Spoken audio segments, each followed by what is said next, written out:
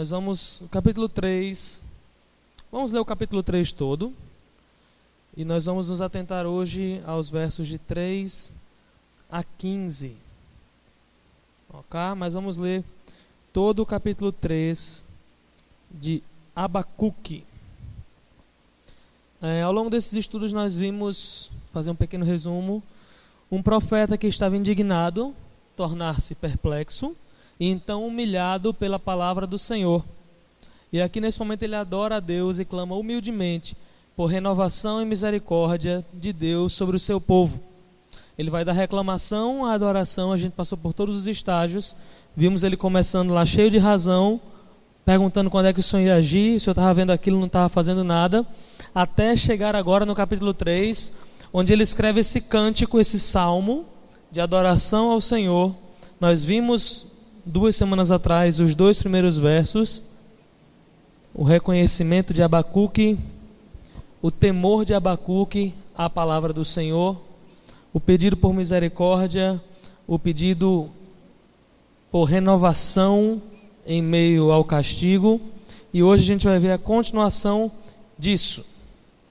A gente vai ver a visão de Deus que Abacuque tem nesse salmo.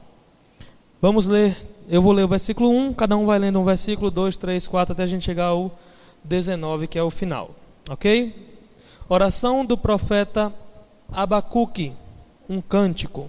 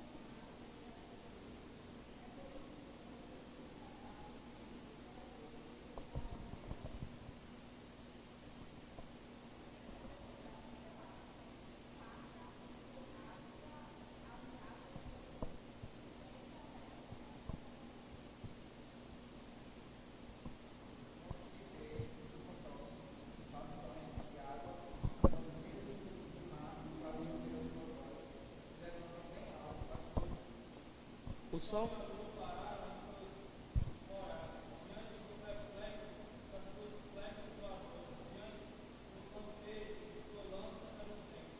Na tua indignação marchas pela terra, na tua ira calcas aos pés das nações.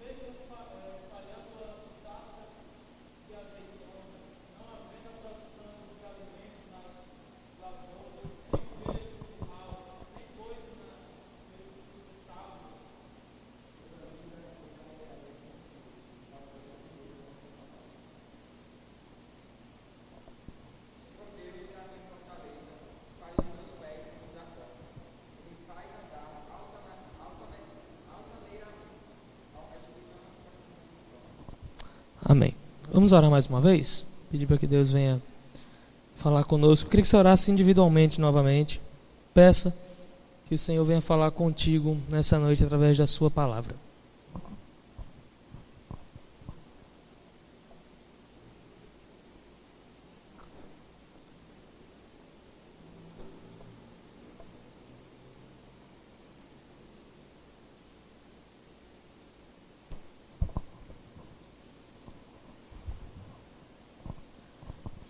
Pai, nós te louvamos, Senhor, por tudo que já foi dito, cantado, lido essa noite, Pai, pela Tua palavra aqui expressa.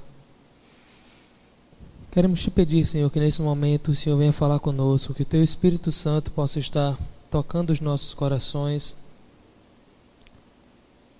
e nos trazendo, Pai, verdades que só a Tua palavra pode trazer, Senhor. Tua palavra é a verdade que nos liberta, a verdade que nos capacita, que nos ensina.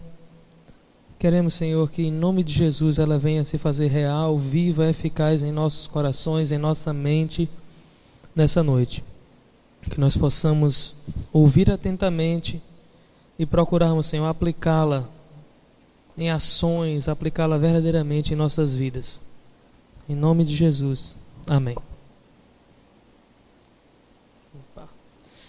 Bom, como eu disse, nós vamos nos focar nos versículos de 3 a 15. O miolo desse cântico. Nós vimos 1 e 2.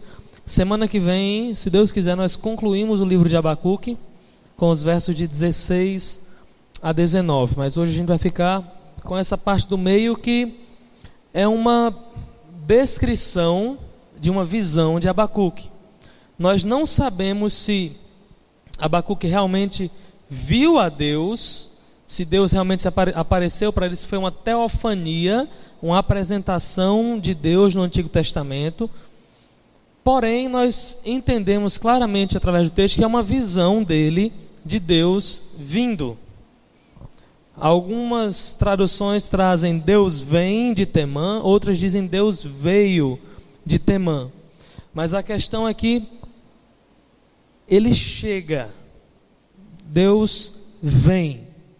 Então essa visão está ligada primeiramente à libertação do povo do cativo que viria em seguida. Como a gente já falou diversas vezes durante esses estudos, Israel estava indo de mal a pior, adorando ídolos, buscando ídolos, trocando o Senhor por vários outros deuses.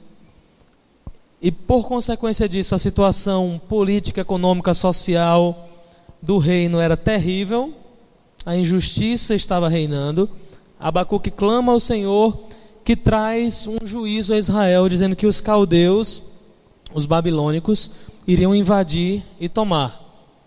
Após esse decreto de cativeiro iminente que viria, após esse castigo anunciado por Deus, nós vimos Abacuque transtornado, o Senhor respondendo, mostrando a ele que Deus não compra gato por lebre, Deus não toma um injusto por justo, Deus sabe muito bem quem é quem, apesar de Abacuque demonstrar que não sabia, diante das suas reclamações. Deus mostra que o justo viverá pela sua fé, e que o ímpio, o injusto, o soberbo, será castigado. A gente viu isso no capítulo 2, e então isso transforma Abacuque. Ao entender a palavra de Deus, ele faz esse cântico de louvor. Nós vimos os versos 1 e 2, e a partir do verso 3 nós vemos ele tendo essa visão de Deus. Deus vem de Temã, e do monte Parã vem o santo. A sua glória cobre os céus, e a terra se enche do seu louvor. Palmer Robertson diz o seguinte a respeito desse trecho: o profeta descreve o próprio processo da vinda do Senhor em toda a sua glória e os espantosos feitos que a sua vinda tem sobre a natureza e as nações.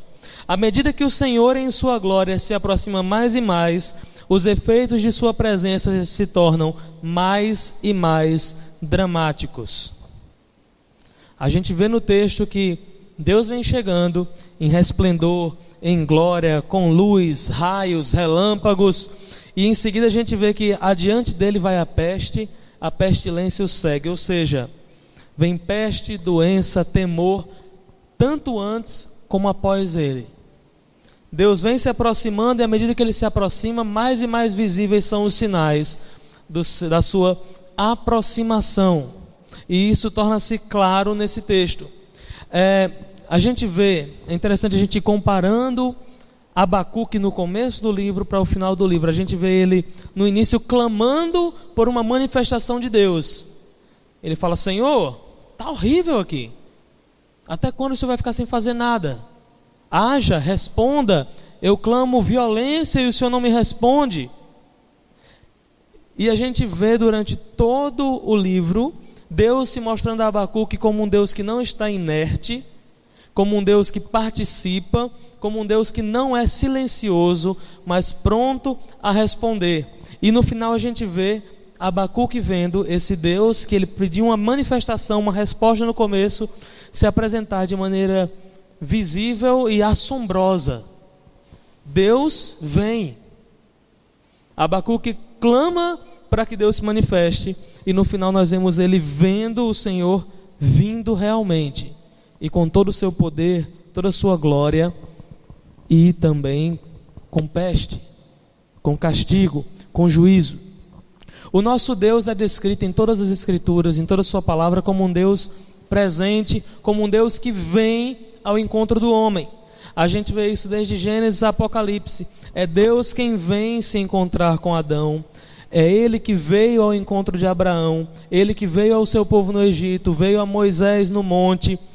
Ele que, o próprio Deus, Jesus, se encarnou e vindo em condição humana, já em glória, porém também em humilhação, encarnou-se e veio, tornou-se Emanuel, Deus conosco, e esse mesmo Deus virá futuramente, só que dessa vez em sua completa, total, resplandecente, pesada, quente, totalidade de glória.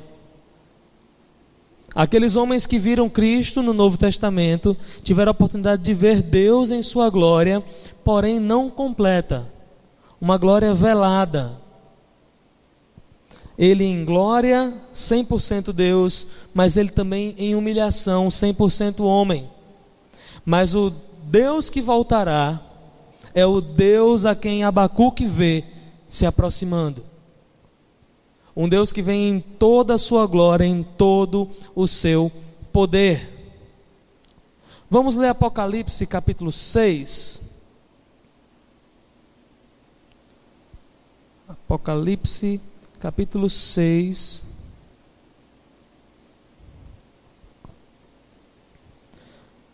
A partir do verso 13.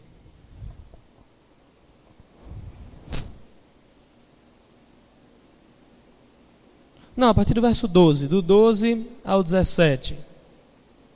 Eu vou ler o 12 e vocês vão ler do 13 ao 17. Apocalipse 6, do 12 ao 17. E havendo aberto o sexto selo, olhei e eis que houve um grande tremor de terra, e o sol tornou-se negro como saco de cilício, e a lua tornou-se como sangue.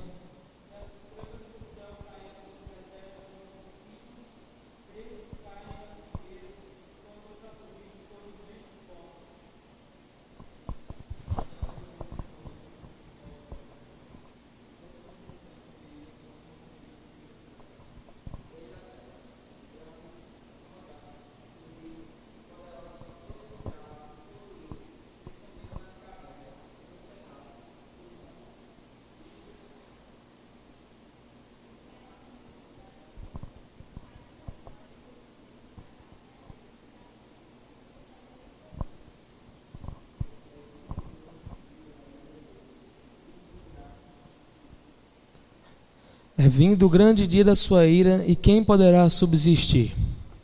É interessante como esse texto se parece muito com os versos que nós lemos 5, 6 e 7 de Abacuque 3. Adiante dele vai a pestilência segue seus passos, ele para e faz tremer a terra, olha e sacode as nações, esmigalham-se os montes primitivos, os outeiros eternos se abatem, os caminhos de Deus são eternos. Vejo as tendas de Cusã em aflição, os acampamentos da terra de Midian tremem.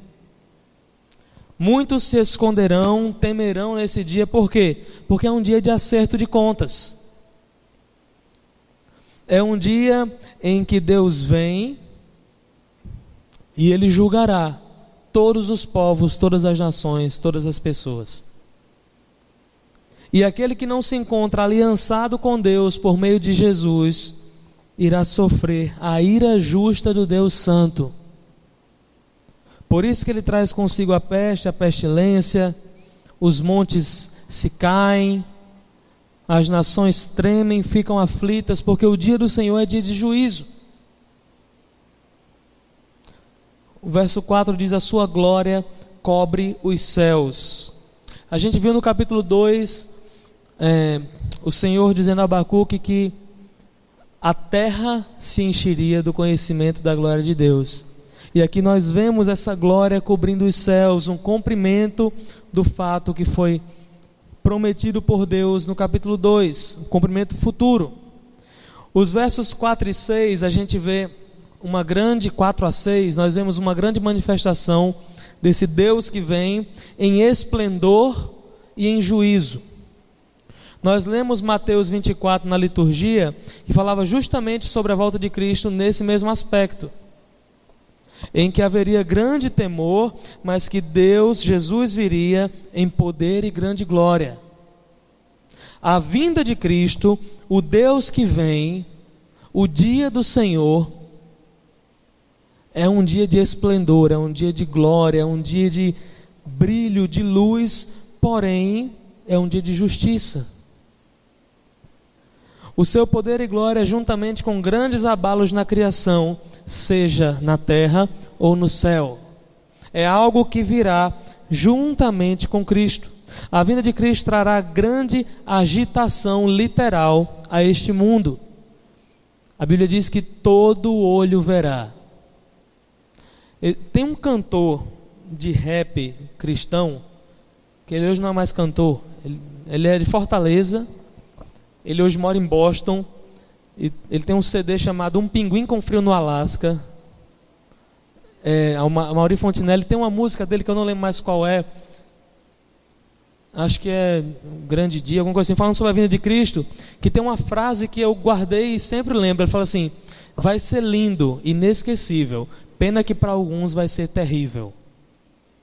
E é exatamente assim que vai ser algo fantástico. A plena resplandecência da glória de Deus em Cristo, todo olho verá. Porém, aqueles que não se encontram na nova aliança, aqueles que não se entregaram mediante a fé e o arrependimento de pecados, não receberam da graça de Deus, serão condenados e receberão justo juízo. Final do versículo 6 fala que os caminhos de Deus são eternos. Deus é imutável. Nós lemos também durante o culto lá em Tiago que nele não há sombra de variação, ele permanece. Assim ele é desde sempre. Não houve um momento em que Deus fosse outra coisa senão aquilo que ele é hoje. Não houve acréscimo de conhecimento, não houve acréscimo de sabedoria, não houve um momento em que ele disse: vou fazer Jesus, vou fazer o Espírito Santo. Os três são desde sempre. Pai, Filho e Espírito são um único Deus desde a eternidade. Os seus caminhos são eternos. Deus não se adapta às circunstâncias, não se surpreende com os acontecimentos. Nós vemos desde o capítulo 1 ele afirmando vez após vez: eu sou soberano, eu controlo todas as nações, eu controlo todos os acontecimentos, nada foge do meu poder, diz o Senhor. Ele vem demonstrando a Abacuque a sua soberania e o seu poder inatingíveis, inigualáveis. Abacuque se espanta com isso. A gente viu ele dizendo: olha, eu vou levantar os caldeus para atacarem Israel. E Abacuque fala: não, Senhor, o Senhor é puro, o Senhor é santo, o Senhor não vai usar um povo mau para punir um povo que nem é tão mau quanto esse outro povo. Eles são terríveis. E o próprio Deus dá um currículo terrível do povo da Babilônia. Ele mostra o quanto eles eram maus e fala: eu irei usá-los para juízo sobre Israel. E após o não entendimento de Abacuque, Deus fala: Abacuque, eu sei o que eu estou fazendo. O justo viverá pela fé, porém o soberbo, esse cairá. E nós temos do verso 6 ao verso 20 do capítulo 2, Deus demonstrando a punição que o soberbo sofrerá por cada pecado que é cometido. E Deus irá punir inclusive os caldeus por terem invadido Israel. Deus mostra: eu estou no controle de todas as coisas. Eu sou soberano das nações. Não há outro Deus que desde o início do mundo diga: assim será e assim é feito. Essa segurança nos é dada por Deus. Ele não muda. Aquilo que a sua palavra afirma sobre ele é eterno. Aquilo que a sua palavra afirma sobre o seu caráter é eterno. Por isso nós temos a segurança. Nós falamos sobre isso no nosso retiro. A nossa segurança está no fato de que Deus não muda, não na nossa fidelidade. Se nós fôssemos depender de sermos fiéis para sermos salvos, nós não seríamos salvos, porque ninguém consegue ser 100% fiel. Nós erramos e pecamos diariamente. Mas Deus nos assegurou que aquele que fosse a Cristo jamais seria lançado fora. E uma vez que nós nos entregamos a Ele, com arrependimento de pecados por meio da fé, a sua graça é derramada sobre nós, e isso é a nossa segurança. Não é a minha capacidade de obedecê-lo, não é a minha capacidade de evangelizar, não é a minha capacidade de testemunhar. É o próprio Deus que nos assegura como sendo deles.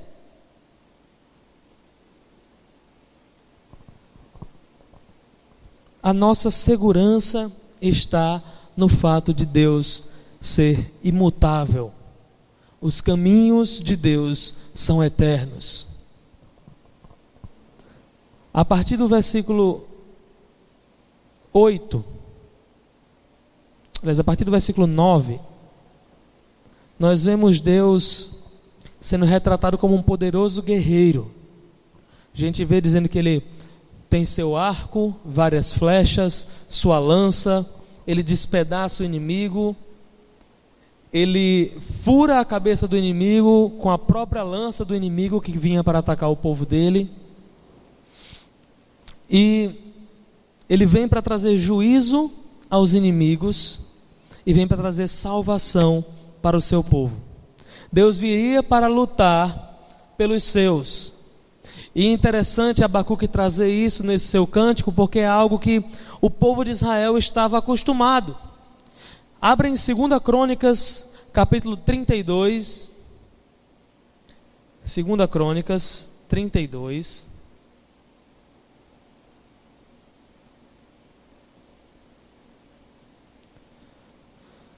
E alguém leia, por favor, os versículos 7 e 8.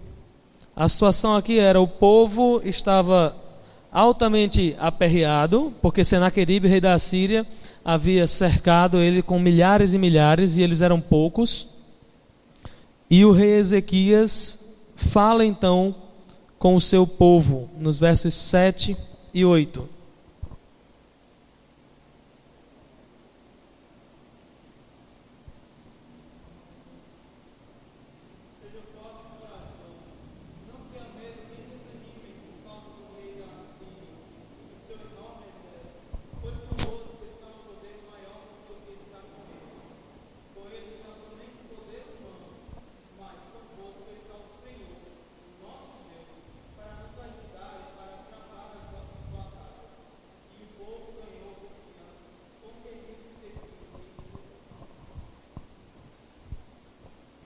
Era o Senhor quem iria lutar as batalhas de Israel. Foi assim desde sempre. Nós vimos um povo escravo no Egito por 400 anos, que não se rebelaram contra aqueles que os prendiam e se libertaram, mas viram em silêncio, no cantinho deles, o seu Deus agir com poder no Egito, através de sinais e prodígios. Assim eles tomaram a terra de Canaã, depois de saírem do Egito. Batalha após batalha, Deus mostrando de maneira sobrenatural que era Ele quem estava tomando, quem estava lutando pelo seu povo.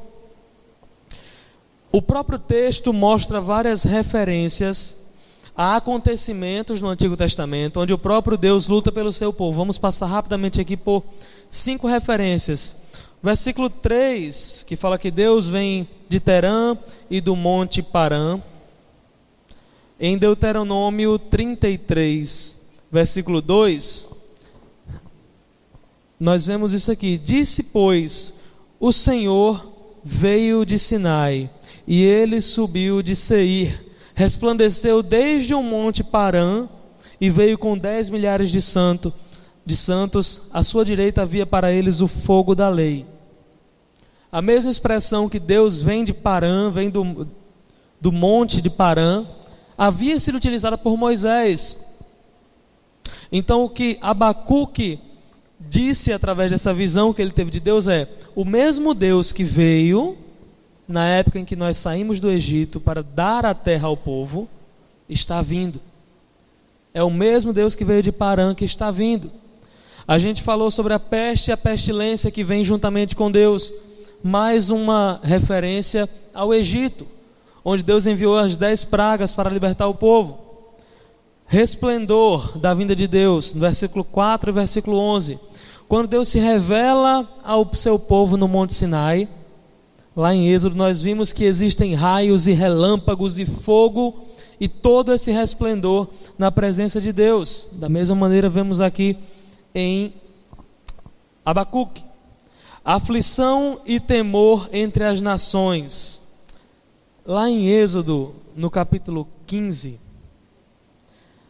a gente vê algo bem interessante nos versos 14 e 15.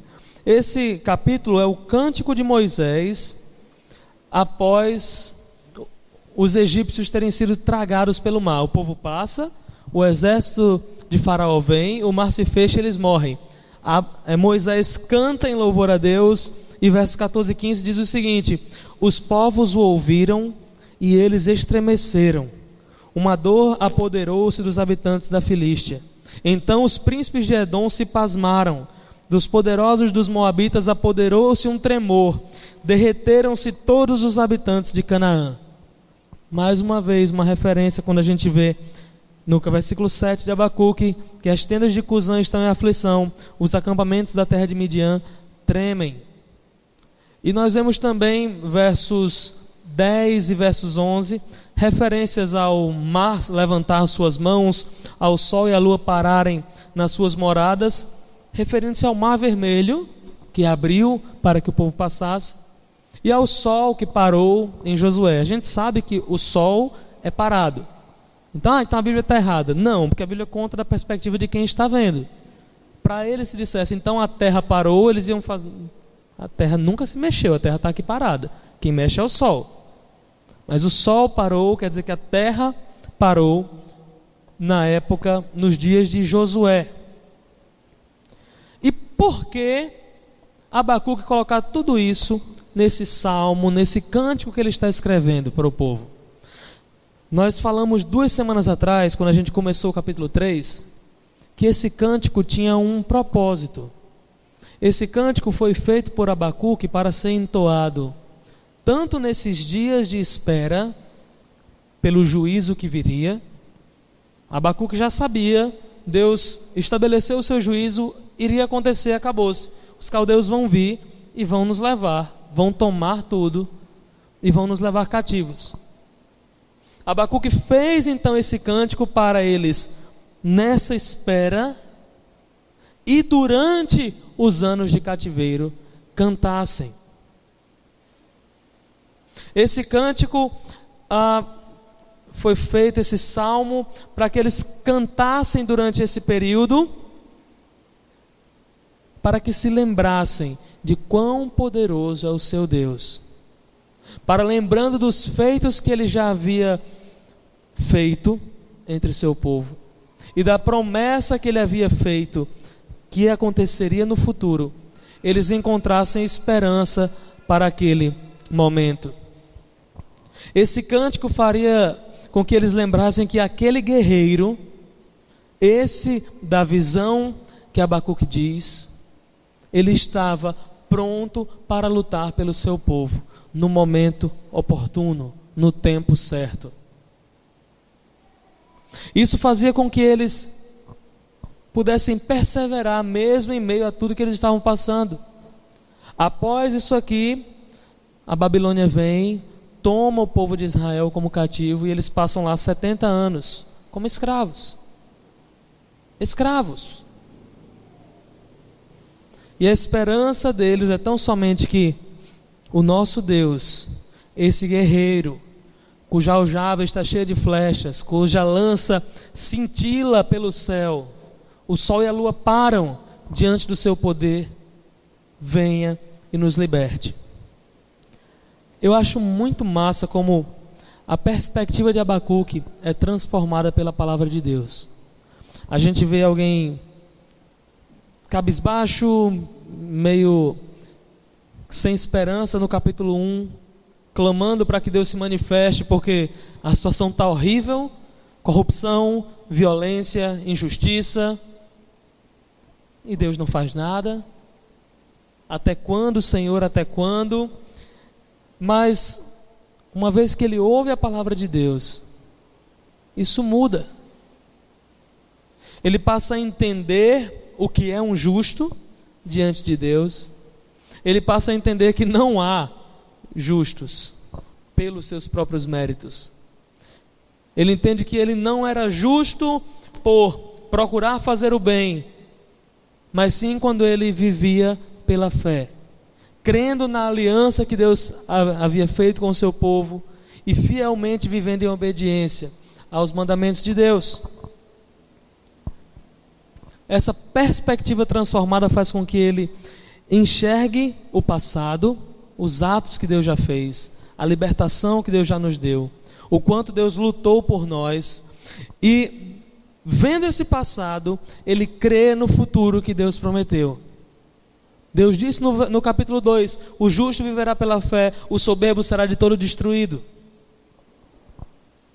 E Abacuque ouve aquilo. Nós já falamos que o temor que aquilo causa em Abacuque é uma forma de adoração. Por quê? Porque ele creu. Se ele não cresce em Deus, Deus falasse tudo aquilo, ele fazia: eu acho que esse Deus aí não está muito bom não, vou procurar outro Deus para ver o que ele tem para falar. Porém ele diz: eu ouvi a tua palavra e temi. Eu ouvi o que o Senhor disse que vai fazer, eu creio que o Senhor vai fazer isso. Isso me amedronta. Os caldeus vão vir aqui, vão tomar nossas casas, tomar nossas coisas e nos levar cativos. Ele crê em Deus, adora a Deus. E isso faz com que ele consiga enxergar no passado, na fidelidade exposta por Deus, por meio do seu caráter imutável, a segurança para crer que Deus se manifestará no fim e libertará o seu povo. Não é para sempre esse juízo, não é eterno esse castigo, mas Deus, ao seu tempo, virá e nos libertará. O versículo 13 diz: tu sais, o Senhor, tu sais para salvamento do teu povo. Essa vinda de Deus tem dois objetivos bem claros: a punição do injusto. Nós vemos ainda no verso 13: feres o telhado da casa do perverso e lhe descobres de todo o fundamento, traspassas a cabeça dos guerreiros do inimigo com as suas próprias lanças. Deus vem para punir o perverso, o soberbo, aquele que não faz parte da sua aliança. Isso era algo terrível. Mas ele vem para a salvação do seu povo. O Deus que salvou no passado é o mesmo Deus que salvará no futuro, de acordo com a sua própria palavra. Se alguém tivesse dificuldade em crer naquilo que Deus estava falando, Abacuque fala: temos aqui um testemunho do passado, por meio desse salmo, por meio desse cântico, para ver que Deus cumpriu cada promessa que havia feito. O fato dele olhar para o futuro, para a consumação de todas as coisas, para Deus vindo salvar o seu povo, e mais uma vez, na ótica de Abacuque, muito provavelmente ele visava tão somente a salvação do exílio, do cativeiro que viria. Mas para nós essa visão tem um duplo significado. É o Deus que vem, e nesse caso veio e salvou o seu povo da Babilônia. Através de Ciro, ele faz com que o seu povo volte. E é o Deus que vem, o Cristo que vem em poder e glória no fim de todas as coisas, para salvar o seu povo e julgar os ímpios. Abacuque conseguiu louvar ao Senhor e encontrar motivos para manter a esperança e a confiança no Deus de Israel, mesmo em meio aos terríveis acontecimentos que se seguiram. A perspectiva molda a expectativa e o nosso modo de viver. Uma vez que a gente entende para onde é que eu tenho que olhar, ou como eu tenho que olhar para as situações, muda o que eu espero das situações e muda como eu me comporto durante as situações. Se a minha perspectiva é tão somente aqui, eu preciso de quê? Eu preciso de um bom emprego que me dê dinheiro para eu poder comprar uma casa, ter segurança, poder pagar por saúde e ter um lazerzinho. Pronto, essa é a minha perspectiva de vida, é isso que eu espero, é isso que eu almejo. Então as minhas expectativas serão totalmente voltadas para isso, e só. E eu vou me comportar de modo a conseguir isso, e só. E muitas vezes os caminhos que se apresentam para conseguir isso são caminhos que não estão de acordo com a palavra de Deus. Mas se a minha visão é isso que eu quero, é essa a minha perspectiva, é para isso que eu olho, esse é o meu alvo, vai chegar um momento que eu vou abrir mão de algo que a palavra de Deus diga, para conseguir o meu alvo.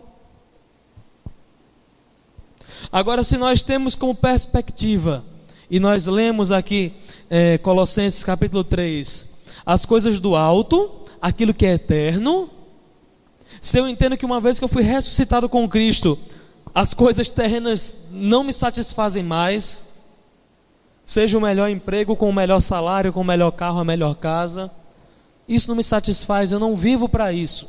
Eu posso ter tudo isso e vai ser muito bom, se eu usar para a glória de Deus. Mas não é isso que me satisfaz, não é isso que eu busco, não é essa a minha perspectiva. Minha perspectiva é a minha pátria eterna.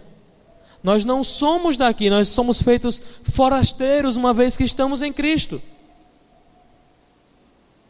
Nós somos como representantes do reino de Deus, esperando ansiosamente o chamado para voltarmos para a nossa casa. Essa deve ser a nossa perspectiva. Enquanto Abacuque olhava para a situação que estava em Israel, em Judá, ele não via saída, ele se desesperava, ele clamava ao Senhor, e via um Deus que não estava respondendo, não estava atendendo, ele clamava violência e Deus ficava calado. Mas quando ele ouve a palavra do Senhor e entende que o nosso Deus é um Deus soberano, é um Deus todo-poderoso, que controla seja a nação que ele escolheu para ser seu povo, seja a nação mais temível da terra, todos estão sob o controle de Deus. E ele garante que aquele que depositar a sua fé nele será salvo. E aquele que não, aquele que for ímpio, soberbo, que seguiu as suas próprias vontades, seguiu o seu coração, irá sofrer punição eterna. Uma vez que Abacuque ouve isso, crê nisso, a perspectiva dele muda. A situação em Judá não foi mudada depois que Deus falou com Abacuque. Não é que todo mundo passou agora nós adoramos a Deus, não há mais violência, não há mais injustiça. A situação continua a mesma e o juízo de Deus foi executado em seguida. Mas a perspectiva de Abacuque foi totalmente transformada. Ele não estava mais olhando, essa é a minha situação, essa é a minha vida, ó céus, ó vida, ó azar. Ele olhava, essa é a situação, Deus irá trazer juízo, mas Ele mesmo trará a salvação. E isso bastava para ele. Isso faz com que ele falasse os 4 versos que a gente vai ver semana que vem, o final glorioso de Abacuque. Mas isso só aconteceu porque ele teve a sua perspectiva mudada. Ele ouviu a palavra do Senhor e creu.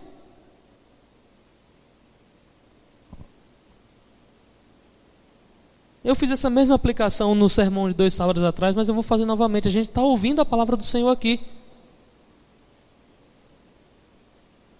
A gente está ouvindo a Bíblia, a gente está ouvindo o que Deus tem para falar para nós. Abacuque ouviu o Senhor falar com ele 2 vezes.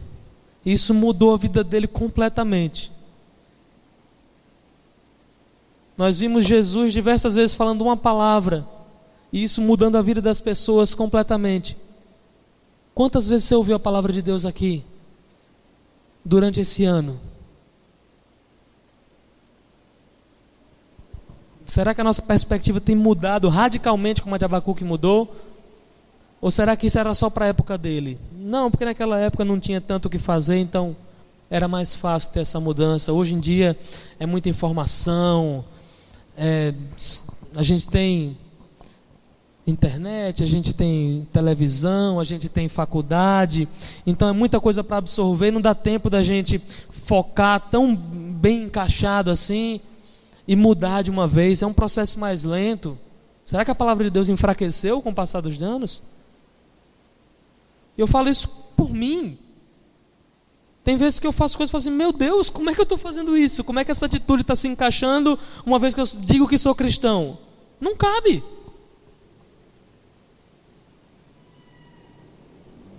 A palavra de Deus é poderosa. O Espírito Santo inspirou isso aqui. E é Ele que fala conosco, através da nossa própria leitura em casa ou em qualquer outro lugar, através da pregação, através da nossa vida, testemunhando aquilo que nós aprendemos.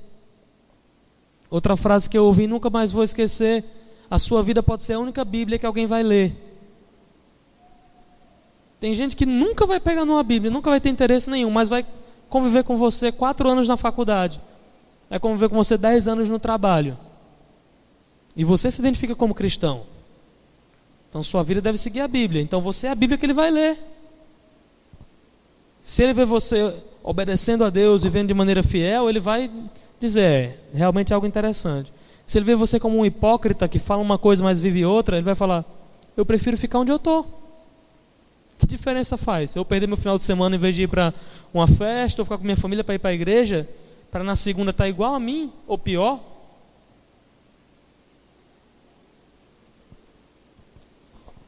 Isaías, no capítulo 6, a gente vê que ele viu o Senhor assentado num alto e sublime trono. E logo em seguida é dado a ele a seguinte missão: vá e pregue, mas ninguém vai acreditar no que você vai falar. Por que Isaías não ficou desanimado? Porque ele viu o Senhor num alto e sublime trono. Aquilo foi suficiente. Deus se mostrou para ele e falou, agora você vai lá fazer uma tarefa que você vai pregar, mas ninguém vai ouvir. Aos olhos humanos, uma tarefa totalmente mal sucedida. Mas ele foi e cumpriu o seu ministério. Porque a perspectiva dele era, eu vi o Senhor no alto e sublime trono. Ele estava lá. E os querubins diziam, santo, santo, santo. O que ele mandar eu fazer, eu faço. Jó, um homem íntegro, perde tudo, fica numa desgraça tremenda. O Senhor não explica para ele por que ele estava naquela desgraça tremenda, apenas se apresenta para ele, sem dar resposta nenhuma, só se mostra, eu sou o Senhor, sou assim, esse é o meu caráter, é assim que eu sou e é assim que você é. E Jó fala, ok, é isso, é suficiente. Antes eu te conhecia de ouvir falar, agora os meus olhos te veem e eu me abomino no pó e na cinza. Eu achava que eu era justo, que meu sofrimento estava sendo sem motivo nenhum, que era um absurdo, que Deus precisava vir aqui para ter uma conversa, para eu explicar para Ele o quanto eu estava obedecendo. Mas agora que eu vi Deus, eu me abomino no pó e na cinza. Acabou, a perspectiva mudou. Agora eu sei quem é Deus, eu sei quem eu sou. Eu não tenho razão nenhuma para discutir com Deus. Se eu morrer aqui assim, está justo. Ele é Deus, eu não sou. A gente viu Asaf, que a gente já comentou 500 vezes aqui no Salmo 73. Cabisbaixo, triste da vida, porque os ímpios prosperavam e ele procurava obedecer fielmente, só se dava mal. E ele quase que desiste de tudo, até que ele entrou no templo do Senhor. Compreendeu a vontade de Deus, viu que o final dos ímpios era a morte. E aquilo foi suficiente.